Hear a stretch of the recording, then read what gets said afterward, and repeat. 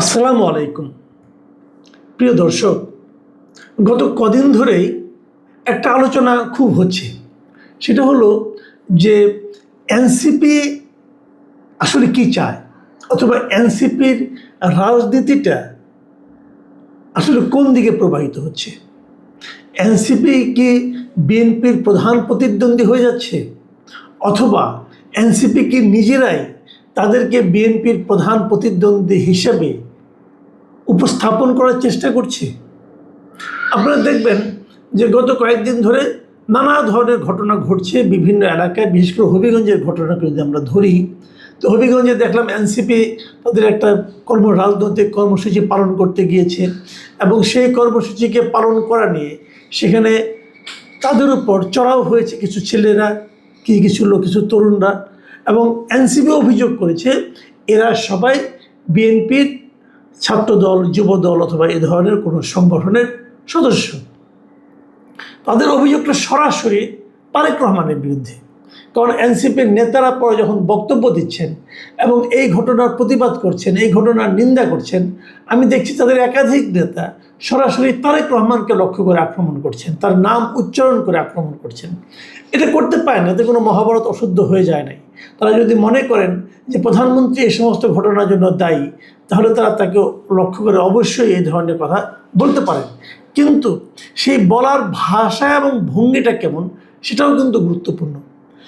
এবং আমার কাছে কিন্তু মনে হচ্ছে এই ভাষাগুলো মাঝে মাঝে অশোভন হয়ে যাচ্ছে। তারপরে হতে পারে, তারপরে তারা তাদের পলিটিক্স করবে, তারা যেভাবে করবে এটা নিয়ে তো আমি আপনি বলার কেউ নাই। কিন্তু তারা যেভাবে বলার চেষ্টা করছে, মনে হচ্ছে যেন বিএনপি সরকারের অথবা বিএনপি যে রাজনৈতিক দলটা আছে তার প্রধান প্রতিদ্বন্দ্বী বোধ করি এনসিপি, জামাত অথবা আওয়ামী লীগ নয়, এনসিপি। এবং তাদের ভাবভঙ্গিতে এমনও মনে হচ্ছে যে আওয়ামী লীগ তো বাদ, আওয়ামী লীগে আলাপ করার দরকার নাই, এবং জামাত এবং তার মধ্যে তুলনা করছে যে এই দুইটা দলের মধ্যে বিএনপির আসলে প্রধান প্রতিদ্বন্দ্বী কে। এনসিপির নেতারা প্রমাণ করার চেষ্টা করছে তারা। এখন এই যে এনসিপির যে আন্দোলনটা, যদি এনসিপির প্রধান প্রতিদ্বন্দ্বী হয় তাতে কিন্তু কোনো লস নাই, হতেই পারে। এবার আমি নিজেই চাই, আমি কিন্তু সবসময় চাই যে এনসিপি একটা বড় রাজনৈতিক দল হিসেবে আবির্ভূত হোক। আমি সবসময় চাই, আমি চাই মানুষ যেন এনসিপির মধ্যে একটা বিকল্প, মানুষের যে সাধারণ মানুষের যে একটা বিকল্প রাজনৈতিক দলের প্রতি একটা আকাঙ্ক্ষা আছে, যে আমরা তো আওয়ামী লীগ, বিএনপি, জামাত সবগুলিকে দেখেছি, আমরা একটা বিকল্প কিছু একটা চাই যার উপর আমরা আস্থা রাখতে পারি। এই যে মানুষের আকাঙ্ক্ষাটা, এই আকাঙ্ক্ষাটা যদি এনসিপির মাধ্যমে পূরণ হয় তাহলে তো আনন্দের কথা, আমি নিজেও এটা চাই। কিন্তু এনসিপি কি সেই জায়গাটা অর্জন করতে পারছে? কেবলমাত্র মুখের কথায় কাউকে গালাগালি করে অথবা কারোর ব্যাপারে অশ্লীল কথাবার্তা বলে তারা কি মানুষের মন জয় করতে পারবে? কারণ মানুষ কিন্তু দেখে কাজকর্ম, আপনি কি করছেন এটা হলো ইম্পর্টেন্ট, আপনি কি বলছেন সেটা সবসময় ইম্পর্টেন্ট না। একজন লোক বলছে যে ভালোভাবে চলা উচিত, মানে মাদকদ্রব্য গ্রহণ করা উচিত না, বলছে চরিত্র ঠিক রাখা উচিত, পরে দেখা যাচ্ছে যে ওই লোকটাই নিয়মিত মাদকদ্রব্য সেবন করছে। তার শরীরে কয়েকদিন আগে দেখলাম জামাতের এক নেতার শরীরে নাকি মাদকদ্রব্যের অনেক কিছু দেখা গেলো। তো উনি জামাতে কিনা আমি জানি না, ওখানে লেখা ছিল জামাতেই বললাম আর কি। তো এখন এই যে বিষয়গুলো, আবার আমরা এর মধ্যে দেখলাম জামাতের এক এমপি সাহেবের কিছু নারী কেলেঙ্কারি ব্যাপার স্যাপার দেখলাম। তো এই যে ঘটনাগুলি না, এই নারী কেলেঙ্কারি অন্যরা করে না, করে কিন্তু অনেকেই করে। কিন্তু যখন একজন এই ধরনের রাজনৈতিক নেতা যারা নাকি সৎ লোকের শাসনের কথা বলে, যারা নাকি সৎ লোকের রাজনীতির কথা বলে, তারা যখন এইগুলি করে তখন সেটা বড় হয়ে ধরা পড়ে। তো মানুষ দেখে যে আপনি কি বলেন আর কি করেন। এনসিপি যে রাজনীতির কথা মুখে বলেছে, সেই রাজনীতির প্রতিফলন কি আমরা এনসিপির নেতাদের মধ্যে দেখি? যদি না দেখি তখন আমরা তাদের উপর ভরসা রাখতে পারবো না। বিষয়টা কিন্তু ক্লিয়ার।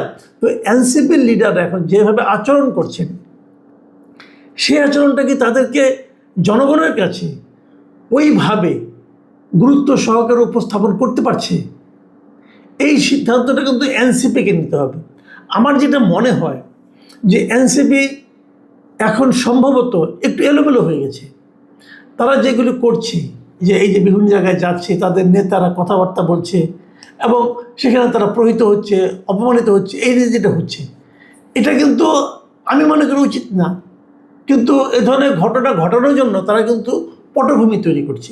আমি উদাহরণ দিয়ে বলি, যেমন ধরা যাক কিছুদিন আগে ওনারা কিশোরগঞ্জে গেলেন।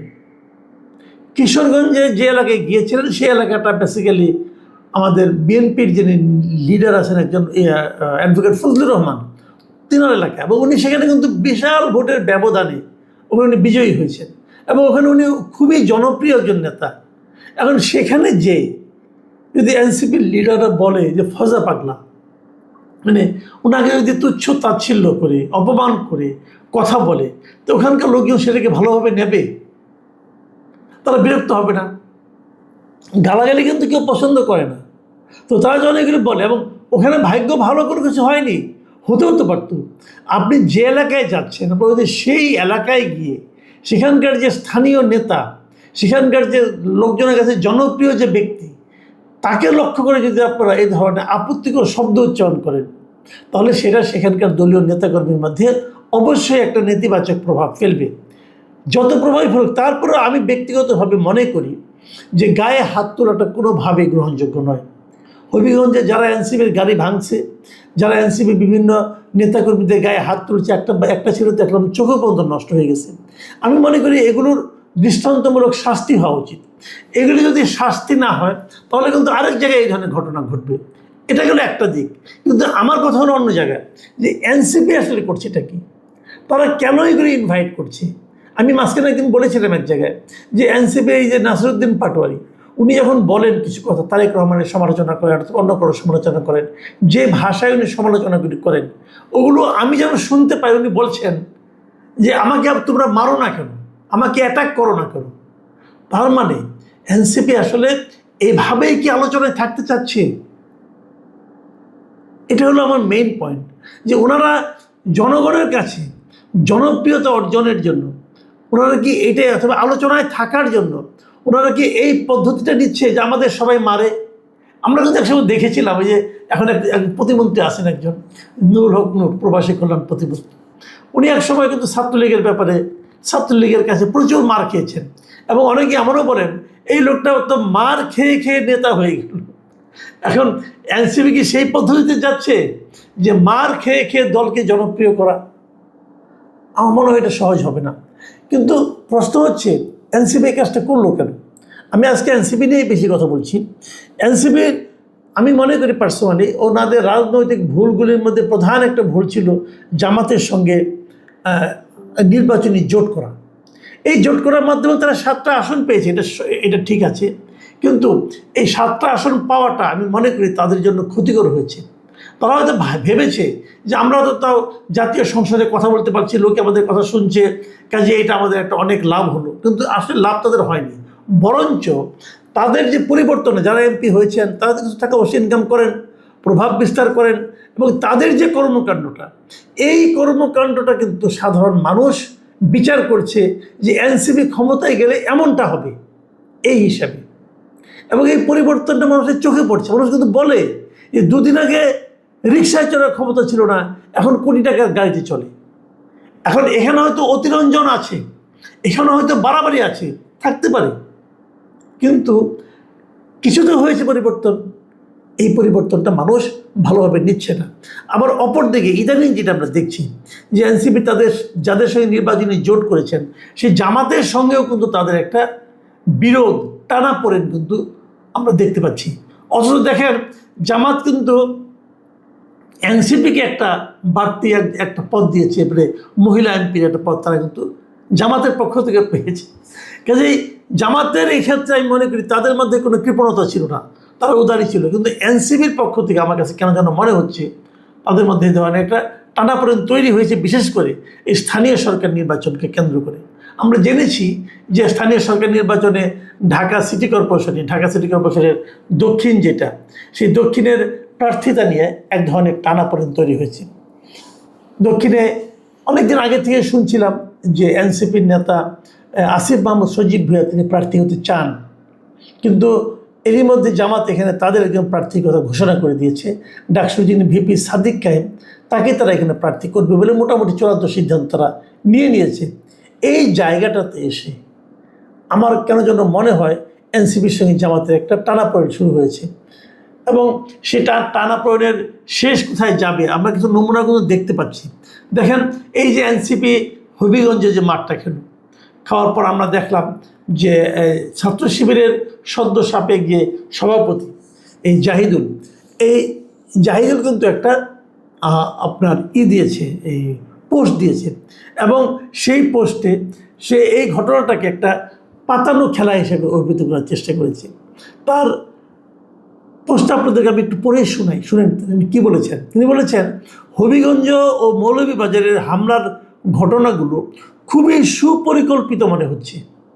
উদ্দেশ্য যা হতে পারে জুলাই মাসে জামাতকে যতটা সম্ভব আলোচনার বাইরে রাখা এবং এনসিপির প্রতি জনসমর্থন বা পাবলিক সিম্প্যাথি তৈরি করা। Good plan, good move, deep power. উনি তার মানে যে কথাটা এতক্ষণ আমি বললাম, এটা বোধহয় উনি জামাতটাকে ঢুকিয়ে দিয়েছেন যে জামাতটাকে আলোচনার বাইরে রাখা আর এনসিপির প্রতি মানুষের সিম্প্যাথি তৈরি করা। এটা আমি যেটা বলেছিলাম উনি একই কথা বলছেন। এই কথাটাই যখন উনি বলেন তখন সেটা কিন্তু এনসিপির ভালো লাগার কথা না, তাই না?